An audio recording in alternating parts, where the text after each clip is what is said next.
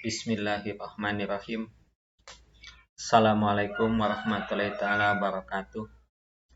Puji dan syukur marilah kita panjatkan kepada Allah Subhanahu wa ta'ala. Pada kesempatan hari ini Bapak akan membahas materi PPKN tentang sistem dan dinamika demokrasi Pancasila.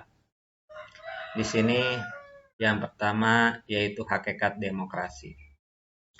Makna demokrasi, kata demokrasi itu sendiri berasal dari bahasa Yunani, yaitu berasal dari dua kata, demos dan kratos. Demos yang berarti rakyat dan kratos yang berarti pemerintahan, sehingga demokrasi dapat diartikan sebagai pemerintahan rakyat. Sedangkan dalam pandangan Abraham Lincoln, demokrasi adalah suatu sistem pemerintahan dari rakyat, oleh rakyat, dan untuk rakyat.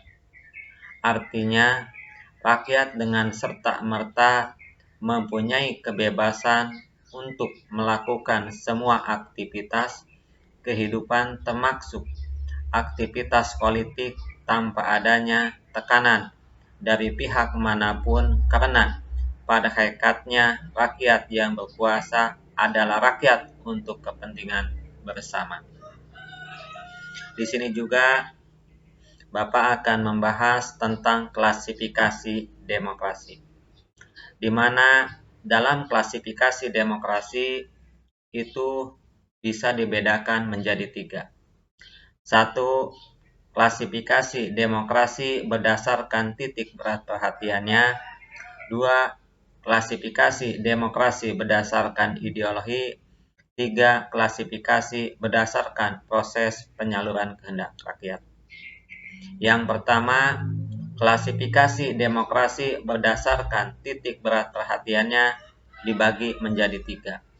1. Yaitu demokrasi formal, demokrasi yang menjunjung tinggi persamaan di bidang politik tanpa disertai upaya untuk mengurangi atau menghilangkan kesenjangan di bidang ekonomi.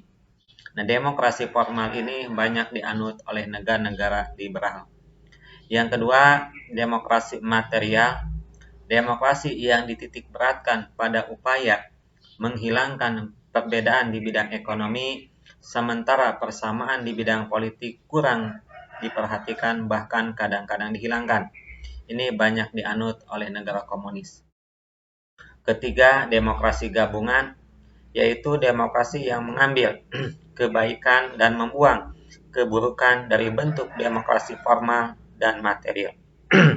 Demokrasi gabungan ini banyak dianut oleh negara-negara non-blok. Yang kedua yaitu klasifikasi demokrasi berdasarkan ideologi. Yang pertama, demokrasi konstitusional yang mengedepankan kebebasan individualisme. Yang kedua, demokrasi rakyat. Demokrasi ini berdasarkan paham komunisme dan marxisme. Yang ketiga, klasifikasi demokrasi berdasarkan proses penyaluran kehendak rakyat dibagi 2. Yang pertama ada yang namanya demokrasi langsung, yang kedua demokrasi tidak langsung. Nah, sekian materi yang Bapak sampaikan pada kesempatan di pagi hari ini atau di hari ini. Nanti untuk selanjutnya materi yang Bapak sampaikan tadi kita akan diskusikan untuk memperdalam materinya